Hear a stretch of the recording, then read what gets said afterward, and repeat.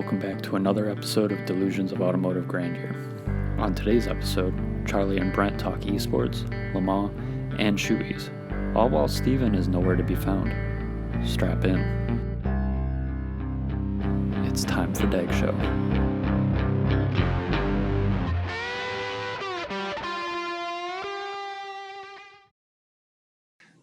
Well, this is episode 3. We're without Steven, so Steven guess today, we can just so we'll be. Yeah, no Steven today, so we can just I guess we'll be okay with that one for a little bit. yeah, we'll be a little more on topic, I guess, and but that's all right. So anyway, obviously over the course of this pandemic, we've had a lot of free time to ourselves, I think. I mean, not that we didn't have free time beforehand, but now it's, I think, a little more focused. So I don't know about you, but I've been playing a bunch of video games. What about you? You've been getting any? I would say at first I was. Okay. I think just like everybody else, Animal Crossing hit really hard. And that's kind of died off now since, for me, I was furloughed for work. So I had a lot more free time than others. But I would say before everything hit, though, I was playing a lot of Gran Turismo on PlayStation. I ended up jerry-rigging a cable for my wheel and pedal setup to actually work with the PlayStation. So I was doing a lot of that, and I was doing a lot of the ranked races. So like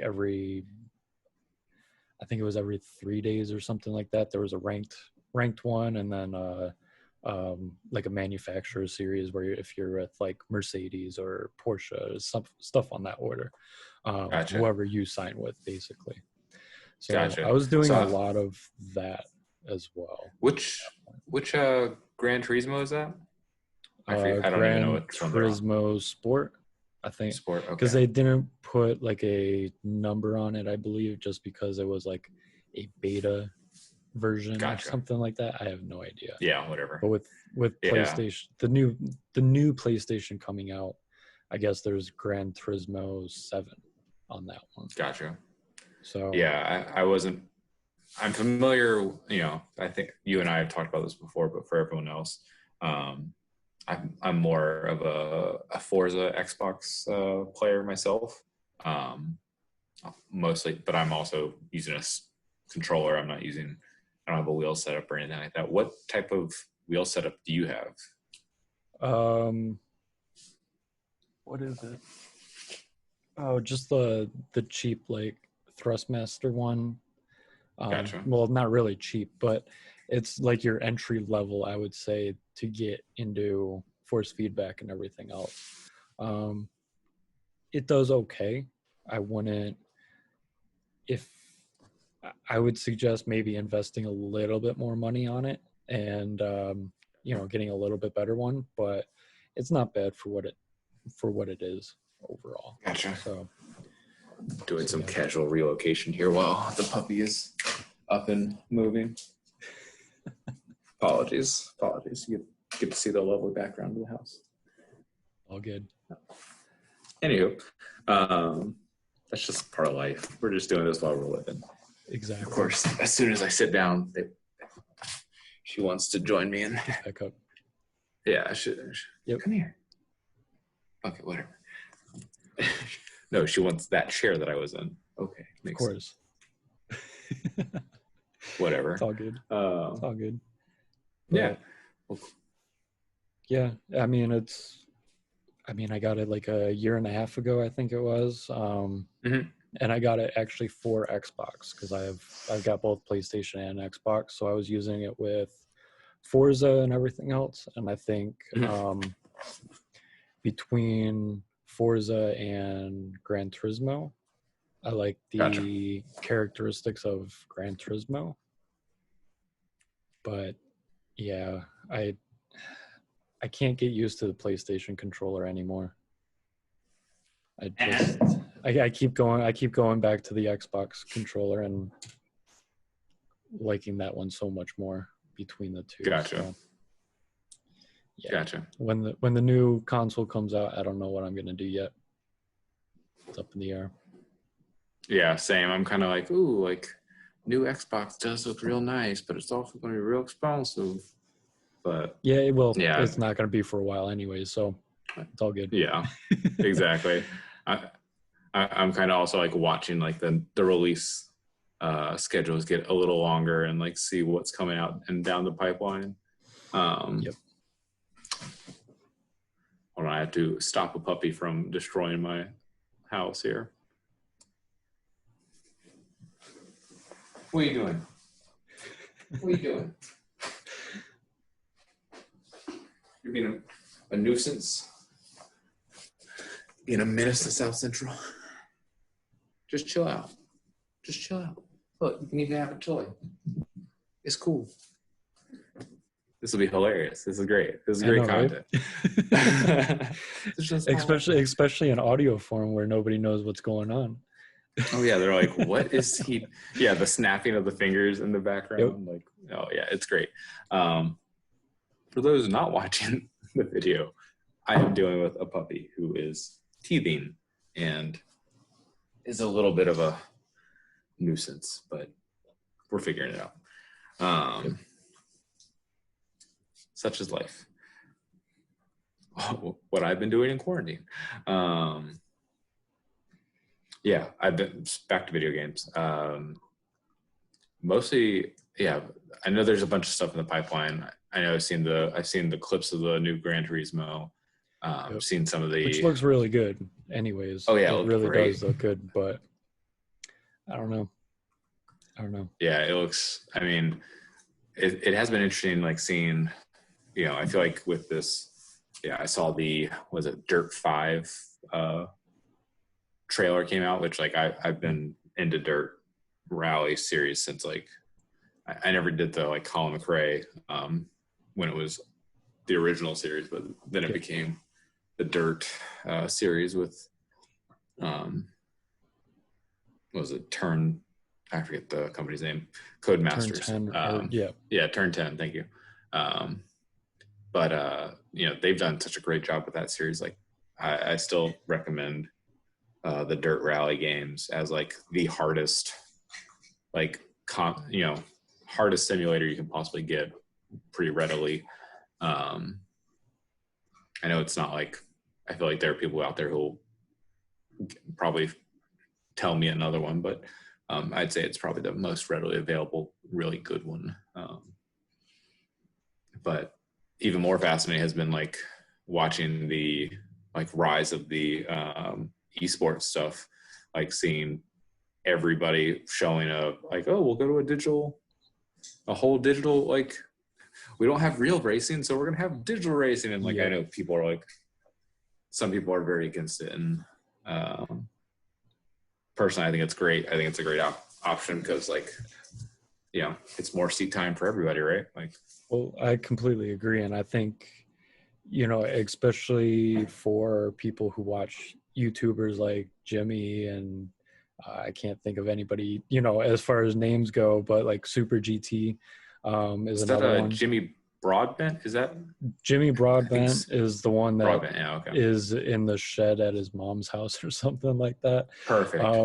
Which is I feel like that's a great awesome. Like joke. It's just awesome. Like, I feel like it's such a perfect punchline. It's like man, like especially because like I used to, I don't know if I've ever told you this, but I was in like competitive like gaming at one point, and I like dabbled and I never got like too like, you know, life committed to it, but I definitely dabbled with like first person shooter, like competitive stuff. Yep. And like that would just be such a good sick burn, like oh man, you just got lapped by a dude living in his mom's shed, like yep. Oh yep.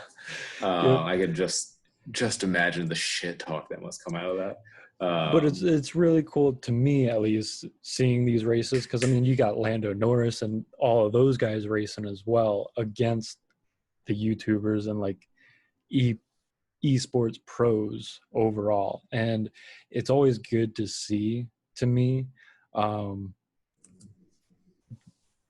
how different everybody is, or actually how close somebody could be to a professional driver in real life as well. So Yeah. it's really cool to see those times between each other. And I mean, Yeah. everybody's usually very close to each other too, which is awesome. Oh yeah. Yeah. I watched the recap of the virtual Le Mans race from this weekend. I meant to tune in and catch some live, but like I literally tuned in Sunday at like 9 a.m., 9:15, and realized like, oh yeah, they're not going to have like rain delays, so they're not going to have delays, which like to me is like, you know, it's pretty funny to think about. Like, oh yeah, like usually like I can catch a like Sunday morning race, like I've watched like the last like 24 hours of Nürburgring or whatever, like just because it was like, oh, it's like 10 a.m. and like they're, you know, they've had like a 2 hour like no run. But yeah, I had a good laugh at myself. I was like, oh yeah, I guess they really. So I mean, I guess that's a perk, you know, like no, there's no. I mean, I think about it. I'm like, wow, like wouldn't that be kind of cool? Like you could have someone's like job to be like calling like changing the weather. Like I mean, I hope that's like a feature someone builds, and like just want to be the weatherman in the game and like make it fucking rain and like buckets and buckets for like just like program it into like drop buckets for like 2 hours and on turn 12. Like, yeah, exactly. I mean, like, yeah, exactly. I mean, like, I've heard of people like talking about how one of the crazy things about like Nürburgring is like that it can, one section of the track can have like completely different conditions than the other conditions.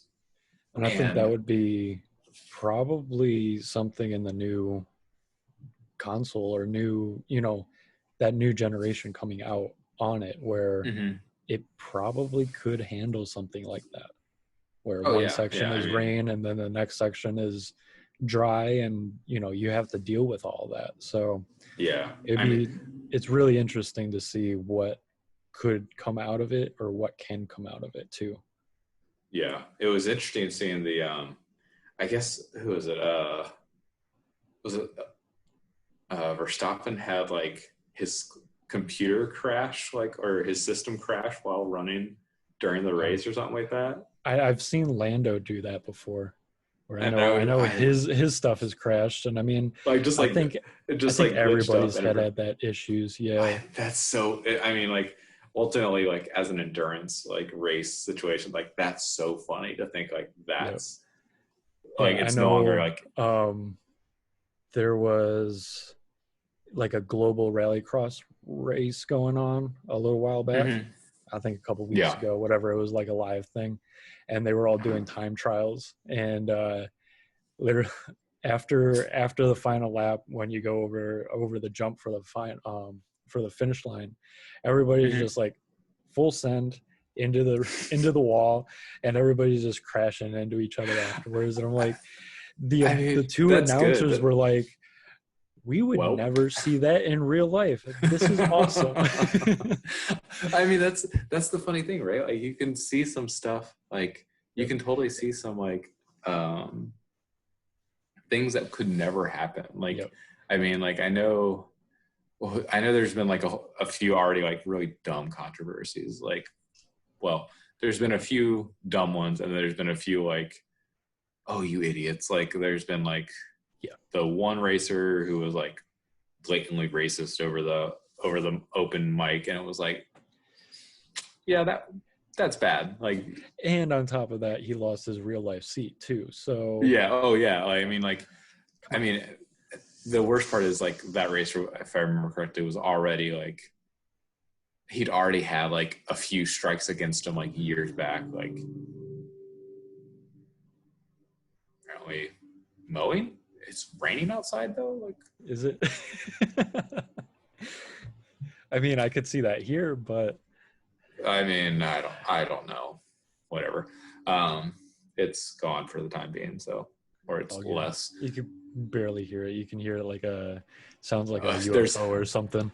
Yeah, there's a hum of some sort. You're like, what? Anyways, real life, there's gonna be noise until I build myself a little insulated cube. Is what it is. But yeah. So what was it? There was that, and there was the other driver who like went and like paid someone to like drive for him. I don't know I forget who it was. Thought I saw something on that, or I saw something where somebody was hacked and somebody else was driving in his place or something. There was that's even better. There's like so no idea what was going on. I mean, there's so much of that. Like, I'm just thinking, like, man, like, there's, it's so funny. Like the little shitty things of like, just like should be like common sense just to not do, like, but people blowing it. But I mean, like, you know, going back to the bigger picture, hearing the machines crash or whatever, like that's like, I know, like, you know, it's very hard to simulate like you know, tire wear and like engine failure, like mid race, like obviously 24 hours for a virtual car, unless you like build in like a damage algorithm, which like they have, like, you know, I've seen, like, I know Forza can do it. I'm sure Gran Turismo can do it. You know, it's all just wear and tear. Like they program that in. Couple that with like people crashing the fuck out, which like they did. It makes it really interesting and entertaining, but it's only like, you know, I can't like watch it in long form. I don't, you know, I think some people have rightly pointed out, like Matt Farrow was like, I can't watch like people playing video games racing, like that just, and it's like, like I can take like 30 minutes max out of my day and watch that like compressed. Yeah. I mean, I agree as well, because I mean, I'll watch, you know, like recaps of YouTube races and stuff like that, but at the same time I would agree on like the long form of it, like say 24 hours or whatever. I really think it would, well, even in real life, as far as like camera placements go, they're not going to really change up during a race. So I don't know. Like, I've seen, to me, even on a regular race, I don't really tune in all that often either. Right. You know, maybe it's good to know that it's happening. Exactly. You know, maybe I'll catch an F1 race here and there, but it's same. Not really like happening. even a long form race, like, you know, I mentioned Nürburgring, like I will only watch like I'll watch the opening hour, maybe I'll catch like 10 minutes in the middle, and then like Sunday morning, like give me 30 minutes last hour. I think I've watched like the last hour and a half, and I was like really into it because of like at that point it's like, you know, cars are separated by like everyone's going 2 minutes and everyone's going 100% or more. I do agree on that one, where it's, you know, a full race is a lot to watch. I do like the idea of more people racing though. I think there's been a few articles coming out as of late wherein people are talking about like, hey, this is like really, you know, democratizing racing in a way that like we've never seen before.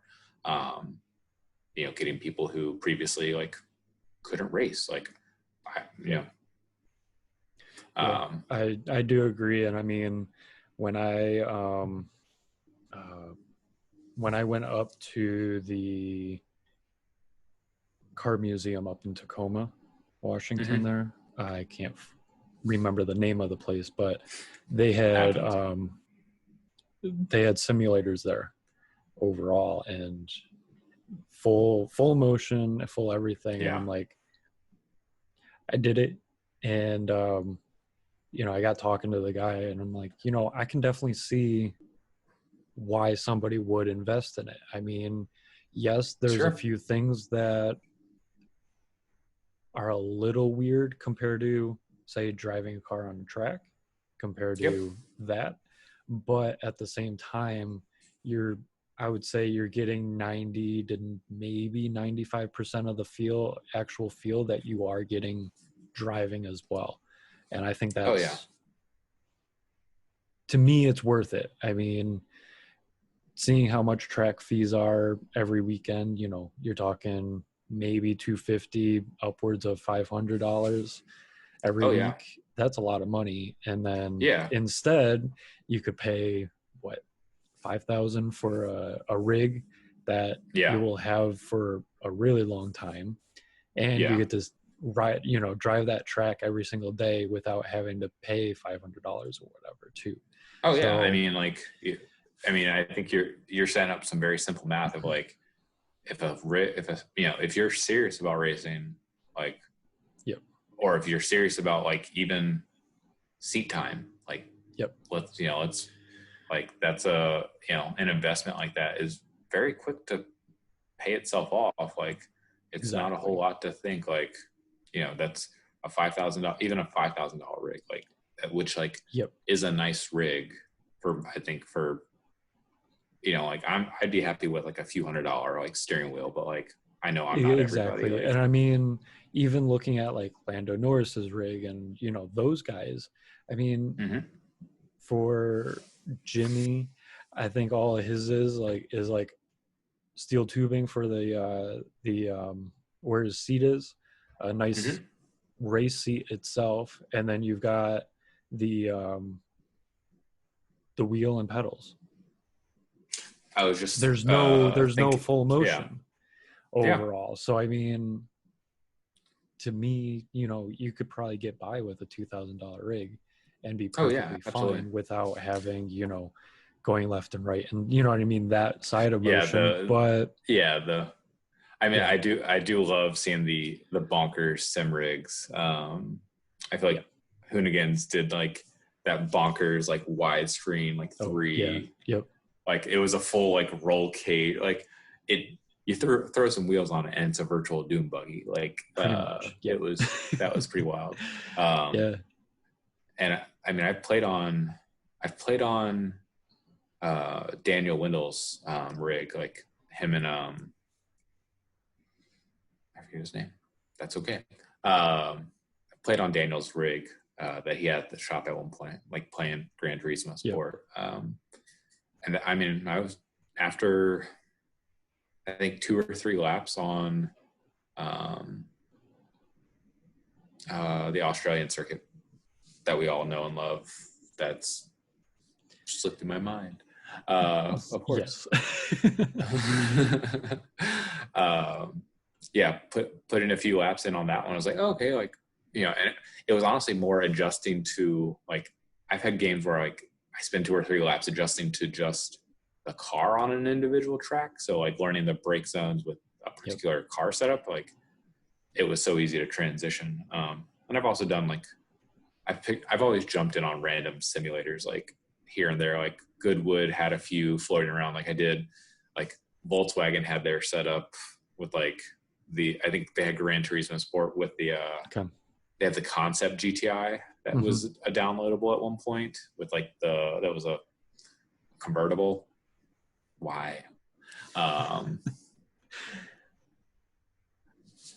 It was so cool to see the Club Sport, the real like Nürburgring special with like the Nürburgring time printed on the side of it, and the GTE concept car, which like looks like a spaceship, and then to like get in the Volkswagen Gran Turismo simulator and drive that like silly little like GTI convertible down the track. I was like, oh, this is. I wish this was a cooler looking car. Like, this is kind of silly. Like I love the idea, but it's also really silly. Like, let's just put a Club Sport in it. Like, why not? But that's all right. That's just personal complaint. I can complain about it, whatever. Exactly. But yeah, so let's see. So both of us have played plenty of video games. We've talked some bullshit about the Le Mans race, how silly that was. I'm going to go back and revisit some of this. I watched some recaps of it. It is amazing to think that even at the true high level racing those folks are racing at, in the like official virtual Le Mans race, seeing some of them like straight up miss braking zones and still end up in the sand trap and still end up in the barrels. It was the most satisfying. I was laughing my fucking ass off watching this video of like, it literally looked like there were people who were just like, oh no, my connection. And then like just launches it. You could see the cutaway to the video and like watching people completely miss. It was so good. Yeah, I think that's the one thing that, at least for me, that I'm not a huge fan of as far as simulations go, is more so not being able to sense speed itself. Yeah. It's definitely a lot harder. And I would say with a full motion rig, you do get that more of a sense of it. But yeah, you need that like haptic. Yeah. Without that feel, you just don't. Yeah. Oh yeah. Like don't get it. I find if I play, I probably play the worst setup for haptic feedback, like wireless Bluetooth controller, just the standard Xbox controller, whatever. But whenever the battery gets low, the first thing it cuts is the vibration. Yep. And so I'll be mid race and suddenly be like, oh shit, where are my braking zones? And like just hoping and like praying to like make sure I don't. I actually, when I like 2 or 3 years ago, I did a like Le Mans, like it was like a part of Opposite Lock. They did a 2.4 hour Le Mans, and it was downright painful. Like it was actually painful. Like my hands were so cramped by the end of it, but I had to make sure to change my batteries before it even started. And then I think at some point I had a second set of batteries at the ready. So when like you just swap it over and then go. Yeah, like, because we had like full sim on, so like you had to come in for fuel and tires and pits, everything. And that was when like if you needed a break, that's when you were taking your break. Yep. I wasn't really competitive because there were people I joined like last minute, and there were people who had been like playing the full series. Like these guys were doing like, enduro sim racing for like multiple series within. But I jumped in because I was like, oh yeah, I'll run like a old, like I joined the like vintage prototypes, and like that was pretty fun. It was entertaining. Definitely gave me an appreciation for like what the current climate of esports stuff is, where it's like like listening to them being like, oh yeah, we did a 24-hour enduro race. I'm like, even with shifts, that's 4 hours. Like, actually, now I think I would be one of those ones who would like just completely blink and miss my brake zone and crash into the barrels too. Like, I can empathize with that. Yeah, I definitely agree on that one. But yeah. Trying to think if there's anything else any other good video game stuff as of late. In F1 2020 just brought out a video too. It looks actually very interesting. I'm not gonna lie. I think it comes out in a month, July 10th or something like that.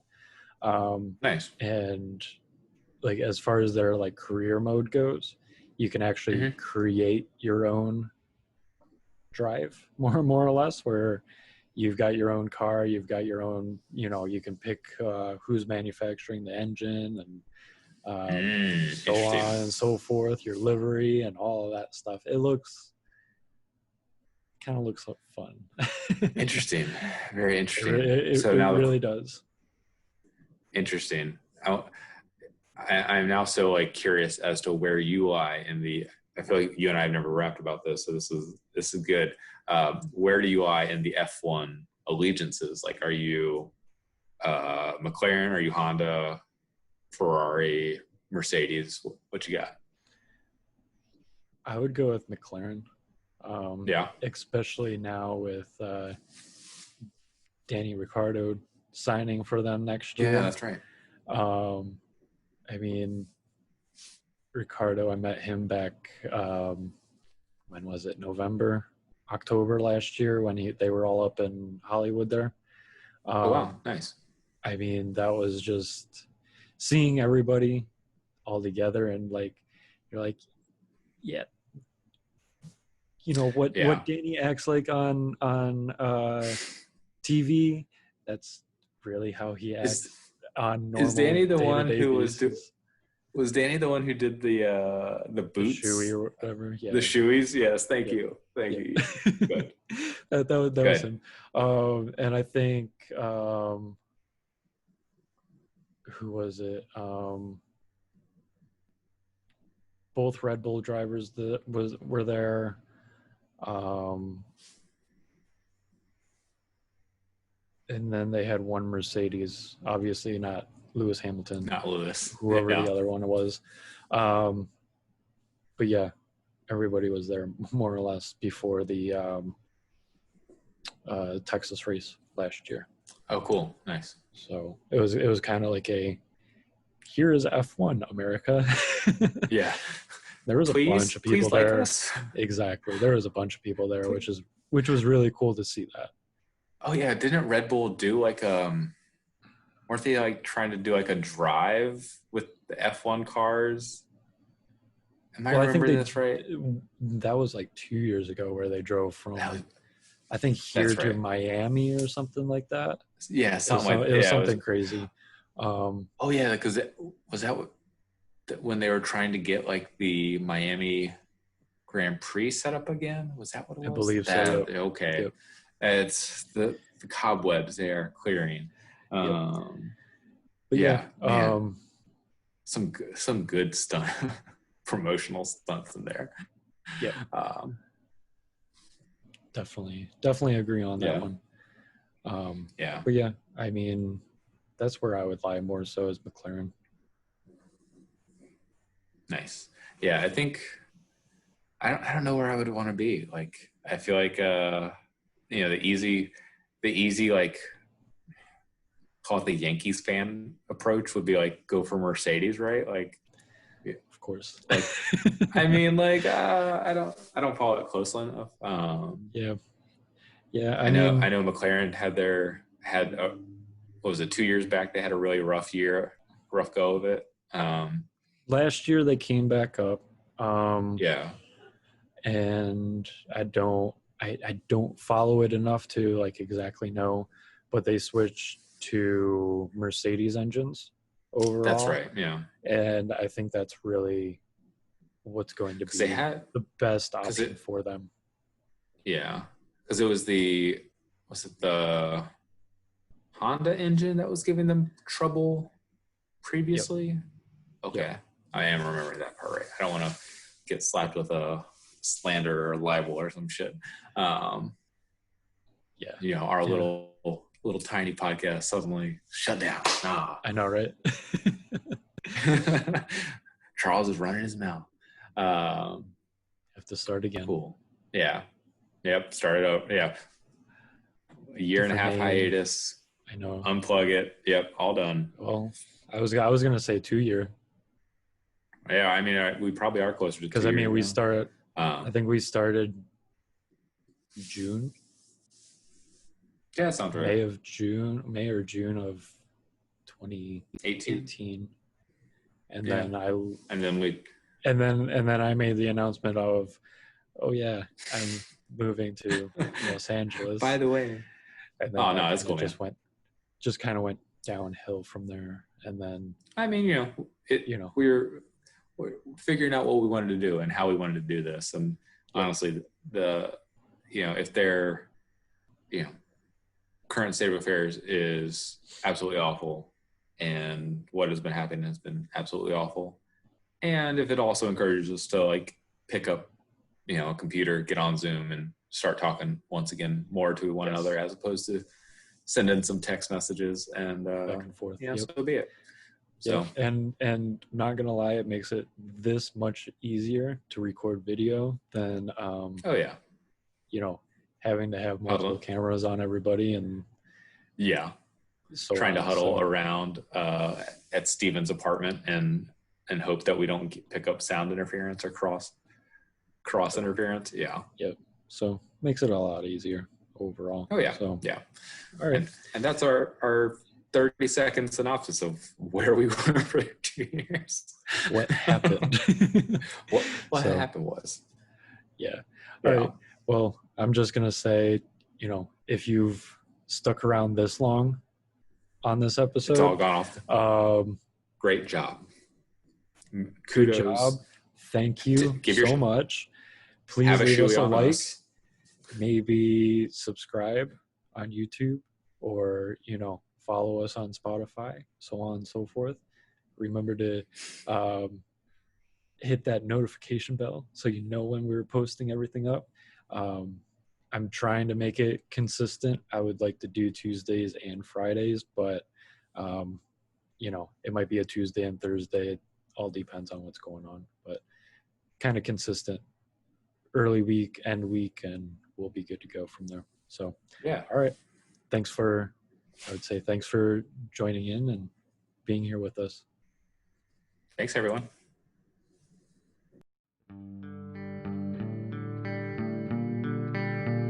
If you enjoyed DAG Show, please like, comment, and subscribe on YouTube. We are also available on iTunes and Spotify by searching for Delusions of Automotive Grandeur. Thanks again for tuning in, and as always, may the grandeur of your automobiles be delusional.